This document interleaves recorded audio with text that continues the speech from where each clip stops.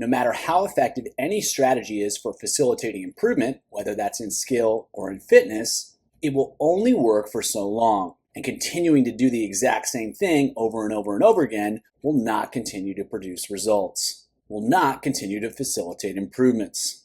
However, just switching things up isn't necessarily the answer either. If certain drills work and they work really, really well, rather than switching the drills, it makes more sense to change how they're performed. Hi everyone, Andrew here, helping you help your swimmers get faster. Variation is key for continued progress. How that variation is performed is what matters most. Too often when drills go stale, the drills themselves will be changed, and in most cases, they're changed to less effective options. Instead of switching to different drills, I find it more effective to use the same drills in more effective ways. Let's take a look at why this is such an effective approach and how to make it work.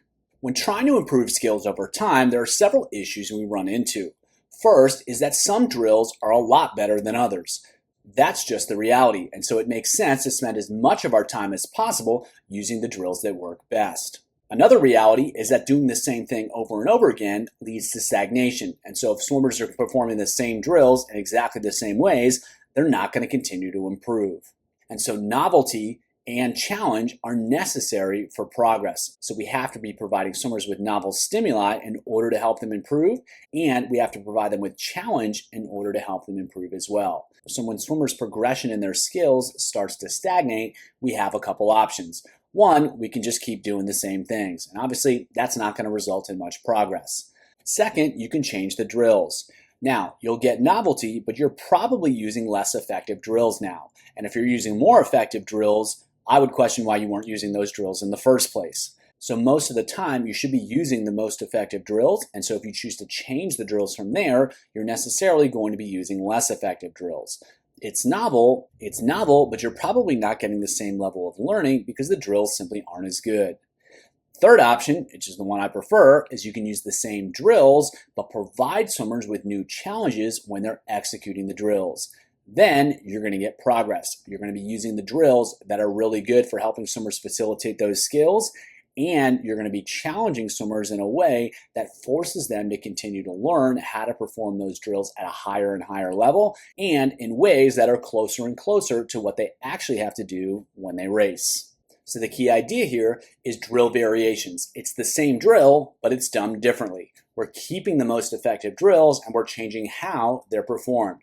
So for instance, we could add a stroke rate, we could add a stroke count, we could add speed, we could add stroke count and speed, we could add stroke rate and speed, we could add one training aid, we could add two training aids, we could have different training aids, we can use resistance, we can use different types of resistance, we can alternate between different types of resistance, we can use different hand postures like closing the fist, using paddles, holding paddles upside down, alternating between those different hand postures, alternating between a training aid, adding a training aid, and using a stroke count. There's almost a limitless number of options here in order to challenge swimmers' skills. Now, there are two ways to approach this. First is you can implement these challenges intentionally, or you can just use different options to create variation.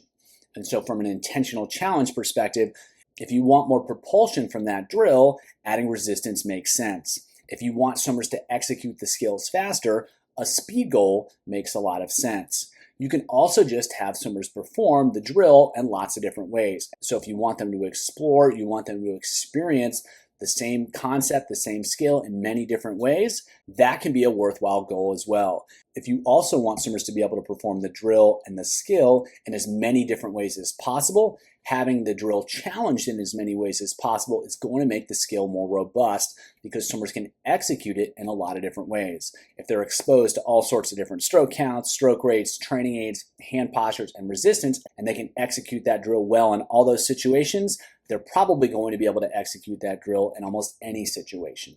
So whether you want to create a challenge for a specific purpose or you just want variation, both can be an effective approach. Now, in terms of making this work, it's important to set them up for success. I just mentioned all sorts of different combinations, and you can add all those at the same time. The likelihood that they'll be successful is not very high, so it makes sense to add one variation at a time One, you don't necessarily know what to expect. They may be successful, they may not be, but two, it just keeps things simple. And then when they're successful, you can start to add different layers. And so keep the challenge controlled, keep it modest until they're effective. Once they can be effective with the drill in the new context, then you can start to ramp it up, add these new challenges. It's important to have a goal too, whether that's just to create a lot of variation or to just challenge skills in specific ways. It's important to be clear about what you're trying to do. If you're trying to create variation, then having different challenges in different ways makes sense. And your goal is to try to create the appropriate amount of variation. And based upon what happens, then you can make adjustments. If you want to challenge skills in specific ways, it's important to match the variation that you choose with the goal that you have. And then again, when you're watching the execution of the drill, are things happening the way you want them to? Are they learning? Are they challenged in the way you want? And that can inform the effectiveness of the intervention or whether you should choose to do something else. When using variations, anything can be effective, anything goes, as long as there's a goal and as long as the goal is being accomplished with the variation that you choose. Now, to illustrate this concept, there's a bunch of different sets here, all using the same basic drill. Paddle cap freestyles, when they swim with a paddle placed upon their head, they've got to breathe and they've got to execute their stroke without losing the paddle. They've got to breathe straight, they've got to breathe low, they've got to swim straight, and they've got to keep everything in line. So the first basic set is 825's paddle cap freestyle.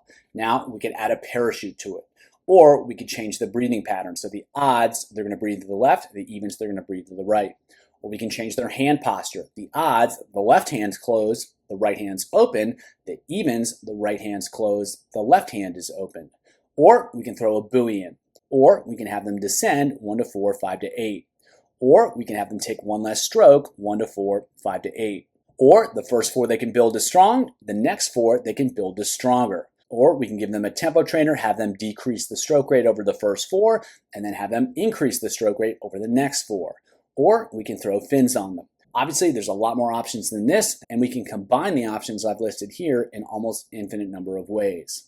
In each of these options, the skill is going to be challenged in a slightly different way, and that can be effective for broadening the overall skill set and making that skill set more effective in a specific context.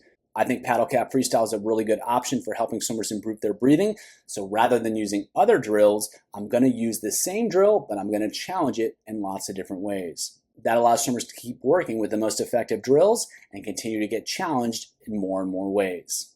For more on how to vary drills to improve swimmers' skills, check out the video below.